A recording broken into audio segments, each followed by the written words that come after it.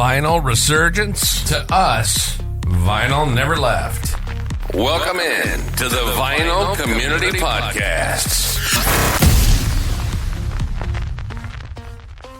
Buddies. Yo. It's a good word. It's Concert Buddy. Back at the ones and twos here on Vinyl Community Podcasts. And I'm going to talk about making records. And my guest is going to tell me about making records. I am joined by Jeff Betten. Did I say that right, Jeff? Yep. Yes. Got it. He is the founder. He is behind the output in Pittsburgh, PA-ish, in the Lawrenceville neighborhood. I did a little research. Called Hellbender Vinyl. Jeff, how are you? I'm great, man. How you doing? I'm doing so good. I appreciate you taking the time. And, this is something we talk about on our different shows about the manufacturing part about vinyl and quality control and obviously being enthusiasts. But to have somebody, again, Hellbender, that's why we got the fire and brimstone. I don't want to put you in the hot seat, but, I'm hoping you can give me some real answers about some of these things I got on my mind. Totally, man. I'll do my best. All right, cool. I'm holding to it. Well, walk us through kind of the origins of like your own musical journey, right? Like, because I understand that you're a musician and you were running a label, the Recording Academy. There's so much going on there. So tell us about you and how music impacts your life, and then how that leads ultimately to founding and now running a pressing plant.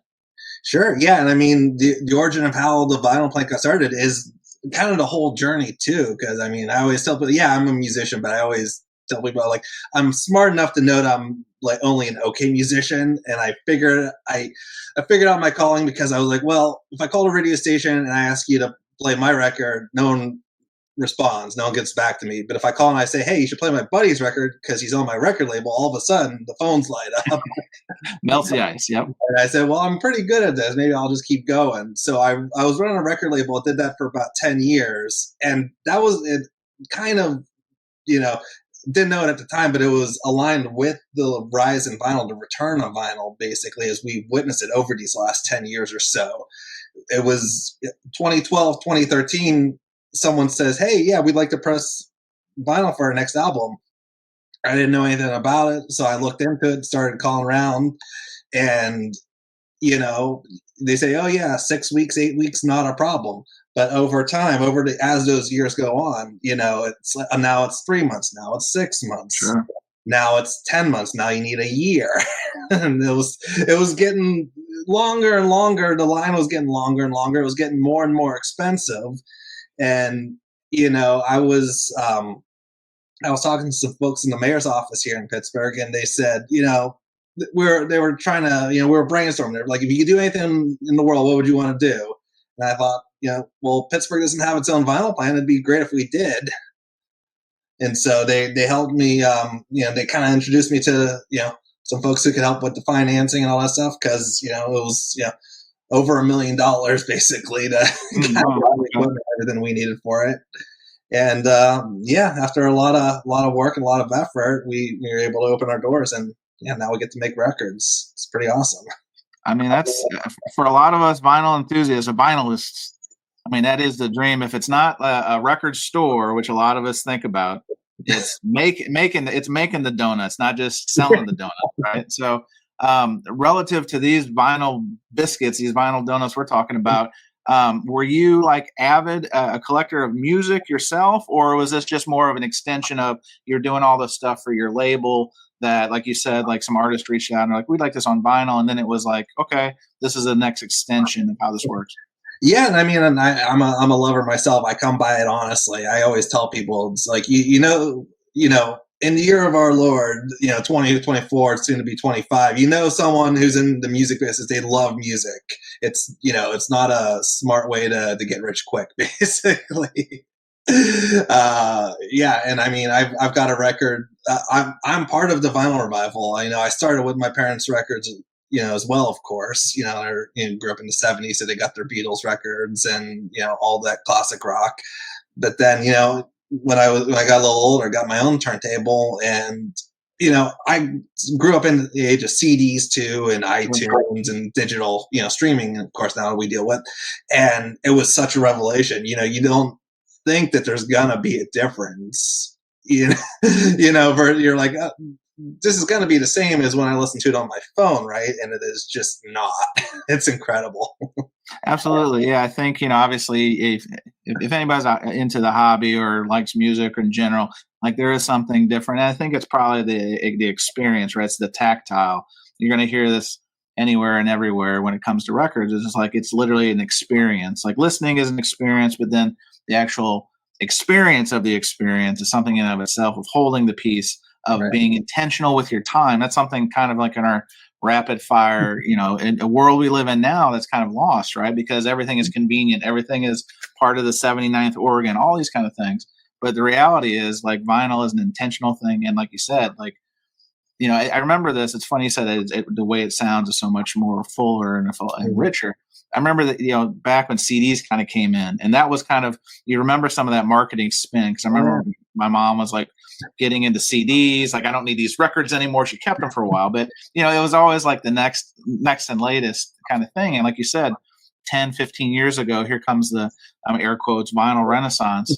And, it was obviously buoyed by a lot of things, a record store day and all that kind of stuff helped kind of put gasoline fuel on that. But then obviously a return to, a simpler time, like those emotional connections back when, people had records and listening was an experience. The album art, like I remember Queen News of the World, the robot with the blood on his finger. Like I'm a kid and I'm like, wow, I love horror movies and like so intense, right? Like you don't get the same feeling, no offense, Alice in Chains, but you don't get the same feeling opening a jewel case. You know what I mean? So it's still an experience. Don't get it twisted, but yeah, vinyl is like a whole nother level. And so anytime I meet somebody who kind of speaks that love language, if you will, it's always great to hear.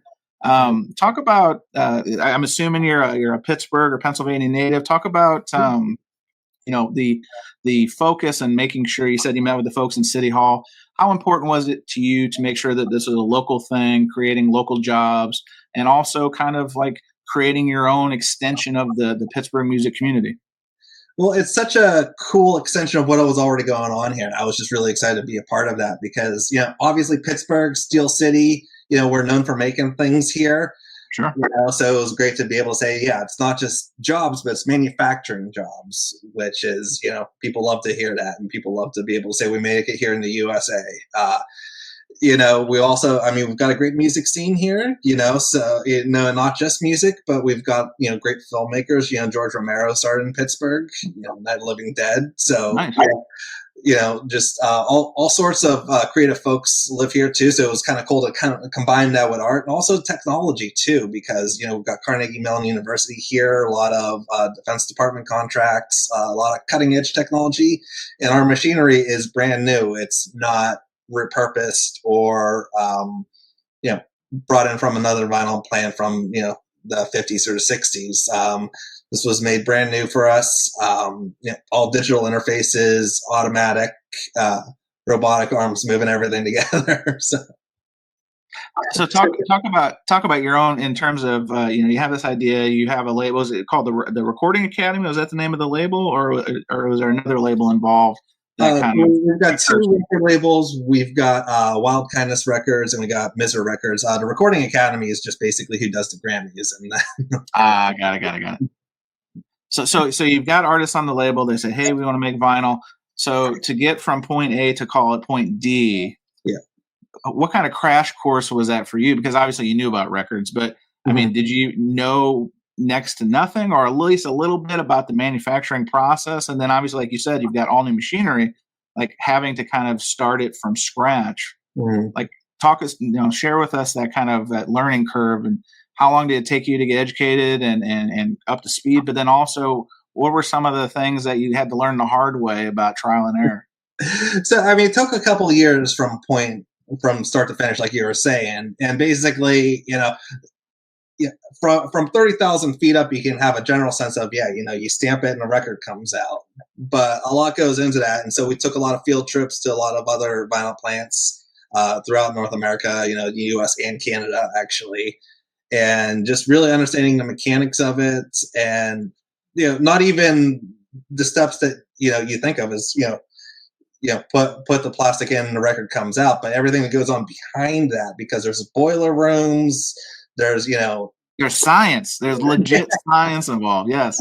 Yeah, no. So yeah, we almost had to become mechanical engineers ourselves too. In addition to learning how the machinery works and how to press a record, you got to learn a lot about the psi of copper pipes versus the hoses that are attached to it and everything like that. So and even that was a little bit of adjusting it and trial and error because it's not like the equipment came in a box and it was just one size ready made, right? Yeah. It wasn't like IKEA. There was an IKEA record manufacturing kit, right?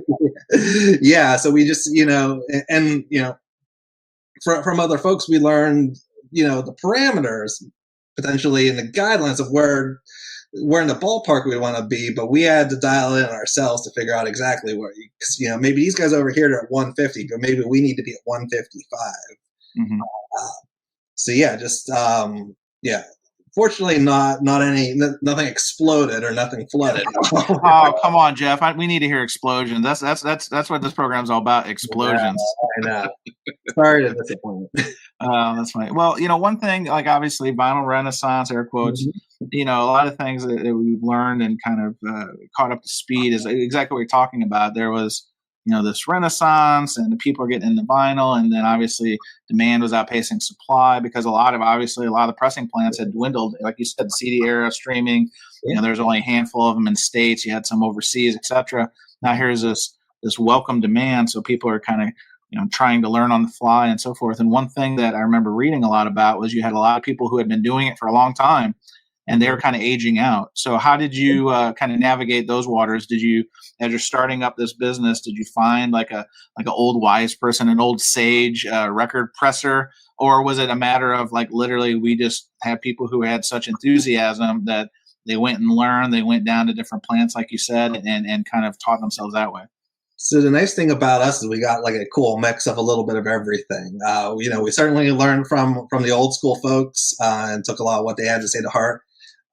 We also have some folks who all they know is that they've got passion and a willingness to learn. And so we basically send them to school more or less.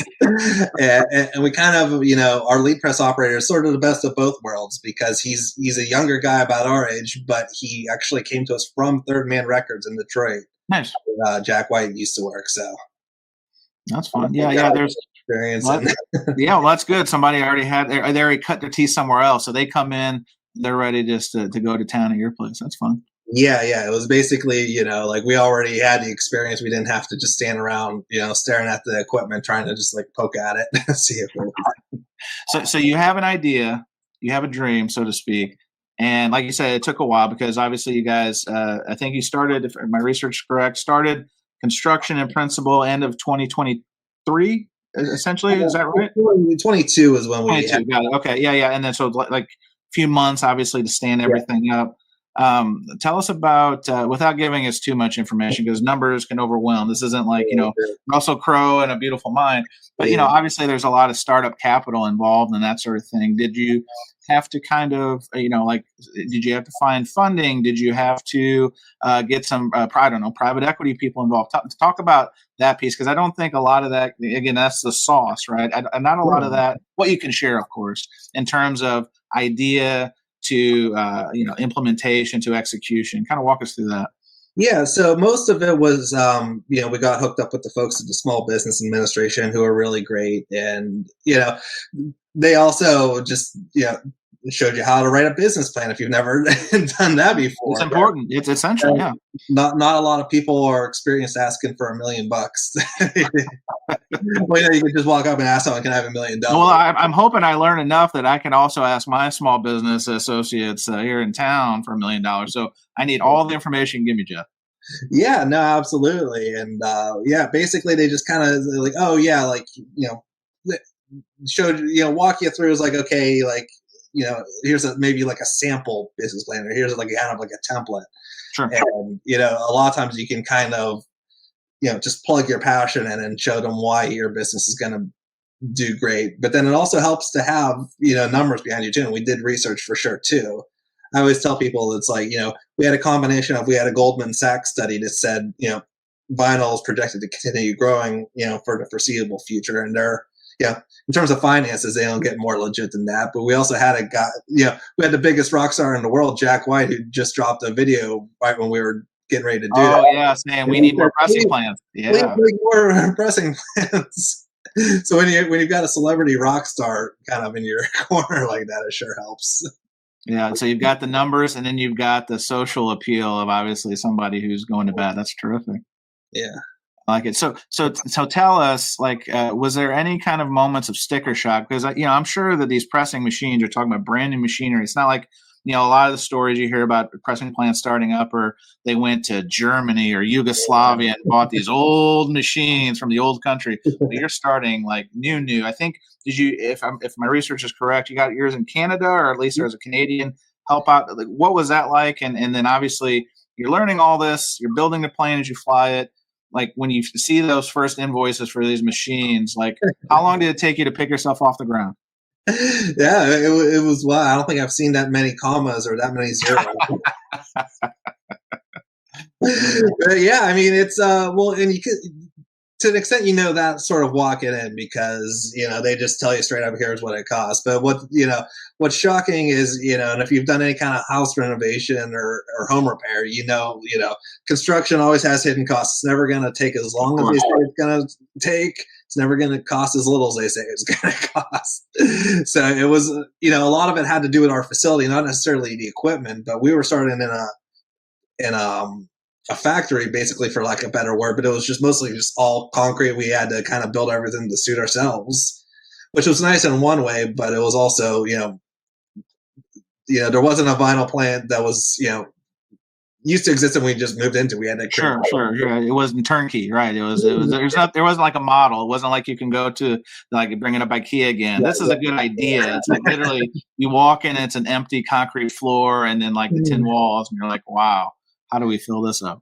Yeah, I mean, fortunately, we had some good folks who, I mean, we had some great contractors and engineers who were willing to take on the challenge, and were, they said that they took it for the challenge because if you're a contractor, you're probably never. This is your one and only opportunity to build a vinyl record plant. Probably not another one going to come around in a hot minute. No, that's true. So tell us, one thing I want to ask you is, obviously the name is Hellbender Vinyl. Where does that kind of name come from? Because one thing I really loved as I was learning more about your business is this tagline. And I don't know if you came up with it or a consultant came up with it, but it says Hellbent on quality, Hellbent on service, one of America's most trusted vinyl record pressing plants. Whoever came up with that, chef's kiss. That was amazing. So can you kind of talk about the branding piece and where Hellbender kind of fits into this journey? Yeah, so I mean, the Hellbender came up because we want some like a local name, but we didn't want to call it Pittsburgh Vinyl or anything. Three Rivers Vinyl. Yeah, we didn't want to make people feel like if you're in California or Texas, you couldn't call us up. But so we wanted something a little more subtle. And in Pennsylvania, the state amphibian is the Hellbender salamander. Okay. So we thought that it sounded cool, but it was also kind of like a neat little nod. And here in Pittsburgh, there's on Halloween every year, they got a concert called the Hellbender Ball. So we thought, they had already kind of picked it up and kind of started popularizing the term for us. So we just thought it would be like, it kind of checked all our boxes where it's like, it's not too exclusionary if we called ourselves Pittsburgh Vinyl, but it's like, if kind of a thing. Mm-hmm. And then the rest of it would just kind of it kind of snowballed on its own, where people were saying, talking online, they were saying like, like these guys know what they're doing, they're legit, they really care about their quality and their service, and you can trust them for sure. And that's awesome. We just kind of started bundling it all together. Love it. I heard on another interview you did about, one of your ambitions with this project and this business is to kind of help, fuel the extension, if you will, of the Pittsburgh music scene. Like you said, a lot of art and culture in the area, to the point where, and you threw this out, there's your own word, Jeff. You said you wanted to kind of make Pittsburgh the new Nashville. So can you kind of expand on that? Because obviously Nashville, music city, a lot going on. There's there's United Pressing Plant down not too far from there. There's Memphis Pressing not too far. So kind of share where your head was at with that statement. Yeah, well, and we're still working on that. I definitely think that's going to be the mission of my life. It's not going to be part of the, it's not going to take 10 years or 20 years. I'll have to kind of keep chipping away at that. Okay. Maybe my son has to pick up the baton at some point. But yeah, I mean, it's, I think we've got a great case for it. The first, in terms of the first person in history to be considered a professional songwriter, his name was Stephen Foster, and he's from Pittsburgh. He actually grew up in the Lawrenceville area. So we really think that, there's a case to be made here that, it's not like we just threw a dart at the map, said, we're going to plant our flag here for no good reason. A lot of history, a lot of natural resources in terms of the talent that's here. Yeah, we think we can make it happen. We're just going to have to keep building. And obviously, record labels and vinyl plants are one aspect of that. So we're just going to keep working with the community. We're going to keep growing. We're going to keep building everything in the city up. And then, hopefully one day that'll be the idea is basically, we're never going to, the goal isn't necessarily to there be like a number one and a number two, but we at least want to be in the conversation where it's like, all right, well, I could move to LA or I could move to Nashville, or I could do everything I want to do in the music industry, and I could do it in Pittsburgh, and maybe it's a little cheaper, maybe the rent's a little, easier there than if I was in New York or in Nashville or something like that. Sure, that makes sense. What do you? What can you tell us about the competitive landscape? Because obviously, you said in Pittsburgh, there's nothing like this. You guys are kind of the one of one. Nearby regionally, like I know south, there's like Furnace pressing plant. Metallica just bought those guys. Do you guys? Is that kind of like a similar scale in terms of your operation? Would you say, or do you guys even? Is competition not even? You guys are just tunnel focused on what you're doing. Yeah, well, I mean, the cool thing about the folks around us who also have vinyl pressing plants is that none of us really see it as competition. We all feel like we're all in it together. It's kind of a nice camaraderie going on. Like I said, when we were prepping this, everyone was so welcoming to us, and they, literally and metaphorically opened their doors to us, showed us around their facilities, answered any questions that we had, even really technical questions. There's a couple of, there's a few aspects of our vinyl plant that, ours is built in such a way that maybe only one or two others in the country are built. So, very specific technical questions. So we called up the other guys and we were like, hey, you're the only ones who deal with these issues. How do you solve them? And they were great. They were able to, they told us everything we need to know. And everyone's, no one's trying to, run anyone else out of business, basically. Well, that's good. Yeah, it's not like the Wild West. Like they're not pulling pistols on you or anything crazy like that. No, I love the fact you said that there's a lot of sharing of best practices. I think, not to make an extension of this, but like in the vinyl community, right? Like that's like as we've been learning about records and how to collect and all that stuff. It's one thing that really drew me into like really doubling down on the hobby as a collector myself was sharing information and trying to make each other better and gifting records and all that kind of stuff. So that's definitely something I can appreciate. What do you feel about, you talked about this earlier, but do you feel like obviously since this is your baby, for lack of a better, we obviously said you had a kid, so it's not a real baby, but you're a professional baby. Do you feel you have a role or a duty as a job creator, and do you take that seriously? Oh, absolutely. Yeah. And it extends even to what I was saying about Pittsburgh. It's like I was born here and I love it. And it's one of those things where, you can either, you can be bitter about where you grew up or you can embrace it. And I've chosen to embrace it, I travel a lot and it's always a great feeling to come back to the Berg. And, I want to do everything I can because a lot of people too, we get in the conversation about what can we do to make the music scene better. What can we do to improve the music scene? And it almost a lot of times too, it gets into like, well, what can we do to make the city better? We could repair like a snowball effect. Sure. Yeah. So a lot of the things that would make it a better scene to exist as a musician or a fan of music, it's the same things that would make it better to live no matter who you are. It's like, maybe we can clean the air up a little bit more and stuff like that. I love hearing it. Let's talk about the kind of pressings and stuff you guys specialize in, because I think that the quote I saw was, and this year, again, your quote, I'm holding you to it, Jeff. You said, if you can dream it up, we can make it happen. Oh yeah. So, obviously part of this, again, air quotes, vinyl renaissance, there's been a lot of really creative and different ways of color treatments, applications, material usage, talk about splatters, talking about liquid in the vinyl, all that kind of stuff. Kind of walk us through the capabilities or things that are emerging capabilities that Hellbender offers. Yeah. So, I mean, part of what I said is, like if you can dream, we can do it, because it's really hard to define where the limits are. You know what I mean? With we've done all the trick records where, like the needle, like, like the lock groove at the end where it just keeps playing a couple of notes over and over again. We've done etchings on the back of the record where it's like a cool like design or whatever like that instead of a side B or stuff like that. We've done all sorts of crazy color designs. We've done custom colors for folks. We can, it's kind of like Home Depot, where like if you come to us with a little swatch of something like that, you're like, I want this. We can make that happen. I think glow in the dark records are some of my favorite ones. I'm still not sure how that they make that happen, but we've done some glow in the dark records. That's really cool. Fair enough, yeah. I think obviously with any kind of, and again, I hate calling it emerging technology, but I think they weren't doing this stuff 20, 30, 40 years ago, right? It was black wax. Sometimes you would get maybe a red variant, you know what I mean? Like you get the Beatles records red. But it wasn't kind of all the really wild stuff they're doing now.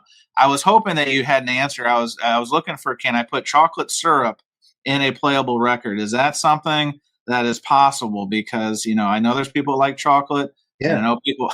I think we could do that for you. I think. All right. Well, yeah. Check. I'm holding you to it, Jeff. Like this is we're breaking new territory here. Give me a call. We'll take care of it. Oh, that's funny. So, walk us through a day in the life for you in terms of the operations of the facility and so forth. I'm sure every day is not the same, but generally speaking, you probably get in and you maybe walk the floor, talk to people, kind of let us behind the curtain of, from your point of view, what does a day in the life look like? Yeah, so we get in, we unlock the doors, we start firing the machines up, and then we look at what's on our sheet. Like we've got like a little whiteboard next to the equipment, and just say like, oh yeah, today we're working on this record, and they're all various stages. So you're like, okay, well, project number one. These are the test presses. So we're going to make just a couple of records for them, and then we're going to mail them out to the band, and we're going to see if they like them or not, make sure everything sounds okay. And then maybe project number two is they already listened to their test presses. They said it sounds great. So we're going to go ahead and we're just going to press the rest of their equipment. And then maybe after that, we're trying to dial in a new custom design for someone where they're like, okay, well, I want it to maybe look like a smiley face on the record. So we got to, we've done a lot of these before, but we want to make sure, you got to measure twice and you got to cut once when you're doing these jobs. So you want to really make sure you're like, okay, we're gonna put a yellow base and we're gonna put a drop of black here, and we're gonna make a smile here. That's always a lot of fun. And then once we know we've got that down, we just keep moving on. And sometimes we got folks who want to stop in and see how we do things here, so we give tours as well. Nice. And we listen to everything. We've got like a cool little listening room in the back, so we always stop back and we listen there to make sure everything's coming out the way it's got to come out. We box things up, and we make sure it gets on its way to you.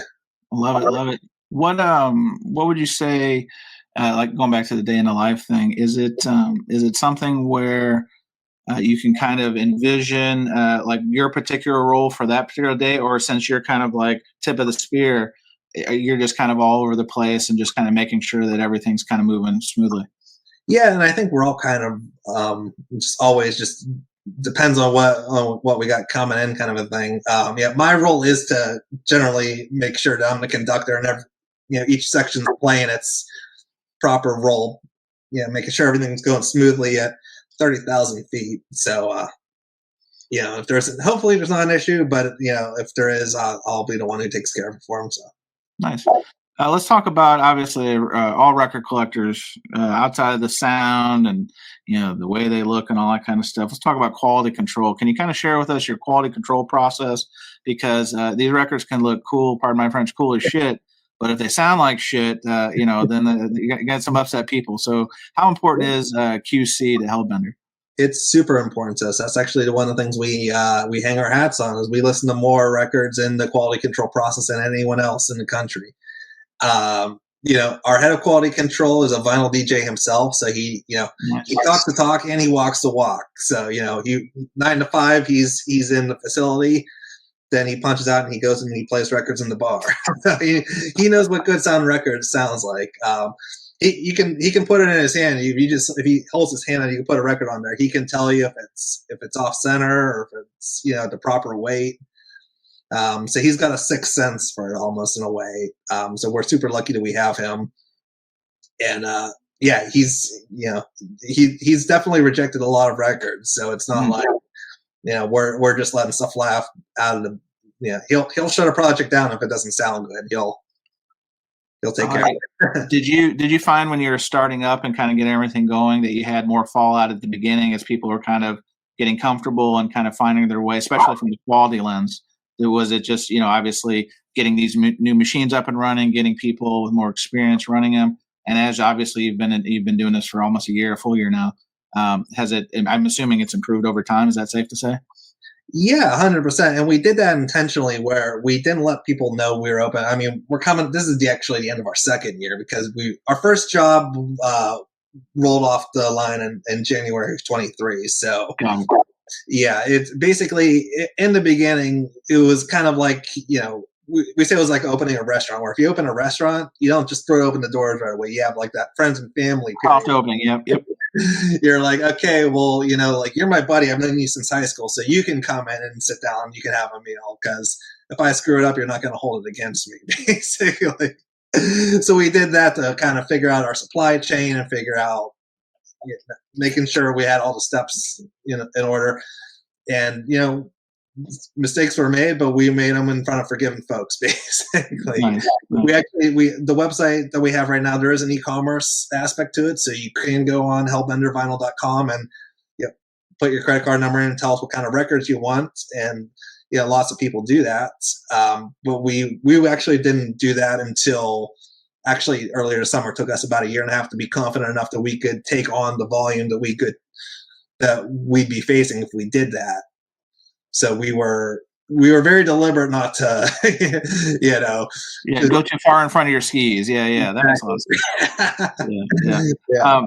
Talking about supply chain, that's one question that it seems to get asked a lot, like if people are learning, because obviously I don't think 30 years ago, record collectors really cared about pressing plants. Like, especially if you get real anal retentive collectors, they want to know, is it a Monarch pressing or a Jacksonville pressing, all that kind of stuff.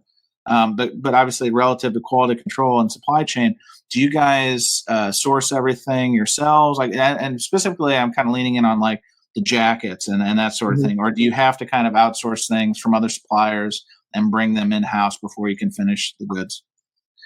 So we get the jackets from a trusted provider. They're up in New England, and it's taken us a lot of time to ensure that the quality is up to our standards as well. And there's personality aspects of it too, where maybe the quality is just as good somewhere else, but they don't respond to you as quickly as you'd like. So it take a while to figure out that balance of everything. And we take the quality seriously on the supply chain as well, because we always point out in the vinyl plant, we're that last line of defense. All these other steps that are prior to what we do in-house, they're invisible to the consumer. Right. Yeah, and so, even though it's not our fault, it's gonna be our fault. So, your name's on it, right? I mean, if someone gets a bad record, we can't make up an excuse and say, oh, well, the person who did this step, 5 steps before we even got our hands on it, they're the ones who screwed up.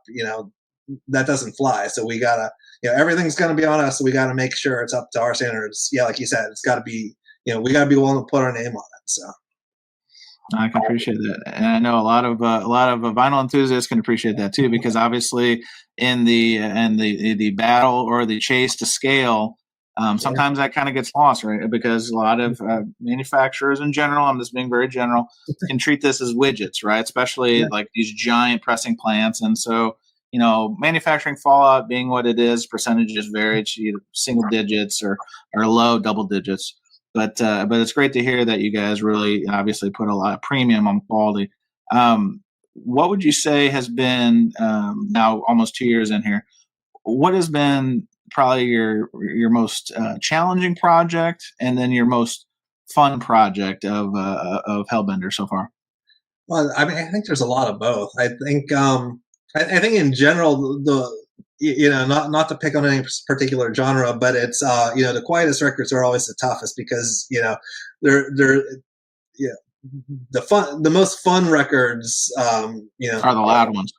Yeah, I was gonna say there's a couple to come to mind, but I can't give away to clients. But punk rock's a lot of fun, metal's a lot of fun to make, and because they're louder, they're more forgiving, or you got more of a if there's a pop or a click in the wrong spot, you're not going to be able to hear it with the drums and the guitars going. But if it's just a very delicate, singer-songwriters are probably the biggest challenge because you're going to hear everything. You're going to hear like a chord move in the recording studio, and and it's like and so I was in marching band too when I was in high school, and they always tell you the fast songs are the easy ones because you're going so fast that if you make a mistake, you've already moved on to the next part. The slow songs are the hard ones because everything's just so slow that if you make a mistake, everyone's gonna notice it.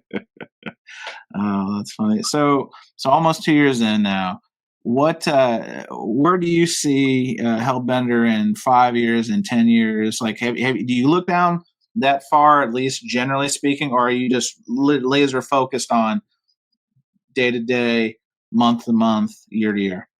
We've got one foot in the here and now, making sure we don't ever want to take our eyes off the ball in terms of what we're delivering to the customers, but we do have an eye on a few things we'd like to do down the line. But it's all in service of making a better product and making the customer experience better and more seamless. We've been looking into handling our own logistics, getting our own trucks, doing our own deliveries, making sure that the FedEx guy doesn't put your records underneath someone's new piano, basically. Well, no, there's those videos. I'm sure you've seen them, Jeff, of some of these carriers. I'm not calling anybody out by name, but again, going back to it's just widgets. I mean, these dudes are chucking these boxes, and it is a vinyl heartburn of the highest order. So that it's encouraging that you guys are looking at that.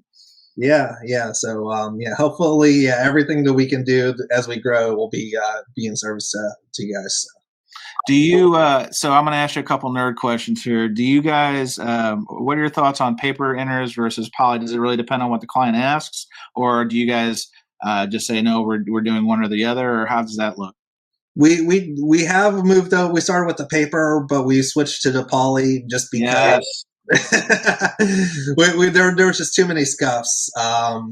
It's like one of those things where we were just getting defaulted to paper, but then we had it was affecting our quality control. We were getting too many scuff records as a result, and it was through no one's fault, but it was just, well, we gotta change product here. This is becoming an issue. I think you just spoke my love language, Jeff, because that's one of the biggest buggies. Obviously, as the industry's evolved, back in the day, like paper was the go-to. A lot of times the inner sleeves were printed, but I don't know if it's material or if it's just the additional weight that a lot of records come out now, 180, 140, what have you. But man, paper sleeves are whack. So I'm glad to hear that you guys are on the cutting edge, because some of these other pressing plants could take a learning from you on that one. They still, it's when I'm buying a record from anywhere and I'm getting it, shipped to me as a consumer, and first thing is that box. And that's obviously in consumer box. Okay, is it a good box? Great. Open it up. Is there any seam splits on the jackets? Okay, great. There's not. Thank goodness. 2 of 2. And then you open it up, 3 of 3. Is it paper sleeve? Is it a paper poly? Is it a poly? Man. So, Jeff, you've already won the conversation just for being on the front of that one. So again, I can't. Oh, thank you, Jeff. That is one. We don't want too much applause. Well, yeah, like I said, we little things that maybe other folks don't pay attention to. We pay attention because we love records too. That's awesome. All right. Well, I think we've covered most of the bases. I think we've learned a lot about where, if somebody wants to, if you're an independent musician or if you're somebody interested in pressing your release on vinyl, what's the easiest way to at least reach out for a quote or learn about your pricing or that sort of thing? So Hellbender Vinyl is the best spot, even if you don't want to buy it right there. There's a little quote builder where you can kind of play on the website.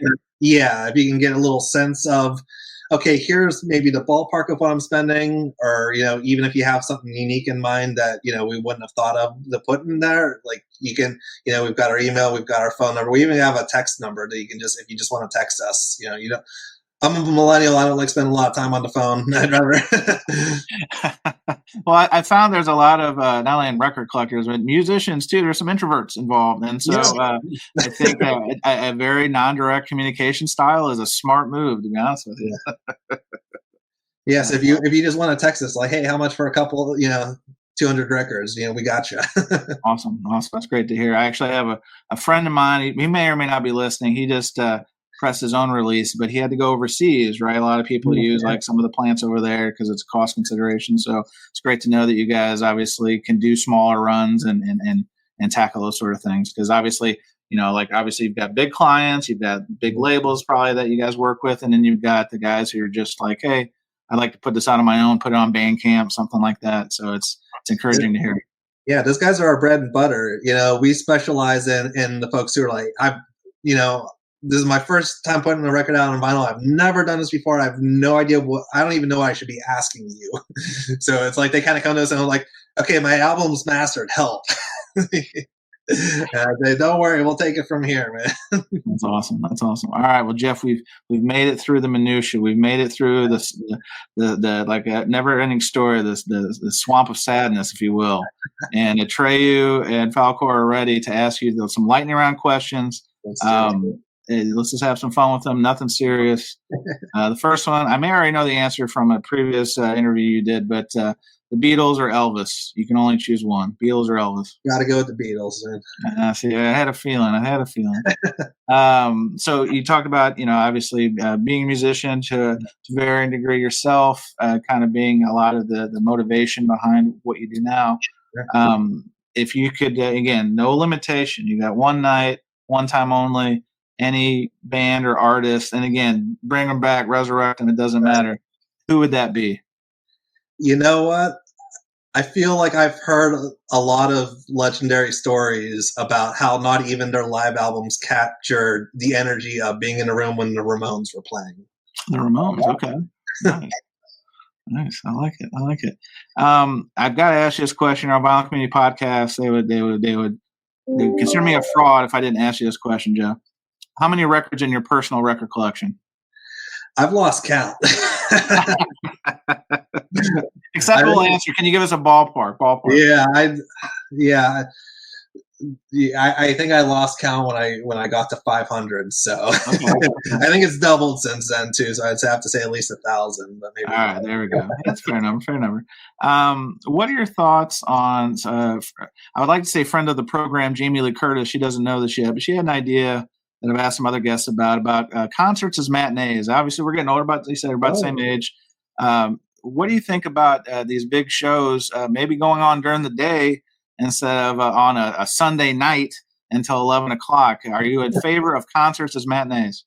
Thumbs up. Yeah, we got a concert series here in Pittsburgh. It's called In Bed by 10. Oh. You guys are on the cutting edge of everything. Advertising, Oh, man, I love it. You go to the show, you dance, and you're home, and you're in bed by 10. So.